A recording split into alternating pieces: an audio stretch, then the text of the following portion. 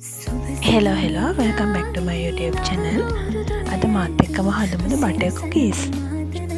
ඕන වෙන්නේ බටර් ටිකක්, කුඩු කරගත්ත සීනි පවුඩර් එක, පාන් පිටි ලුණු කුඩු ටිකකුයි. මුලින්ම සීනි ටික අරගෙන හොඳට බ්ලෙන්ඩ් කරගන්න ඕනේ පවුඩර් එකක් වෙනකම්ම. ඊට පස්සේ ඒකටම අර ගත්ත බටර් ටික දාලා හොඳට දිය කරගන්න. ලුණු කුඩු පොඩ්ඩකුත් දාලා ඒකට පාන් පිටි ටිකක් දාන්න ඕනේ. පදම එනකම් මේ කියන්නේ අතේ නොඇඬෙන ගානට එනකම්ම පාන් පිටි ටික ටික දදා ඩෝ එක හදාගන්න ඕනේ.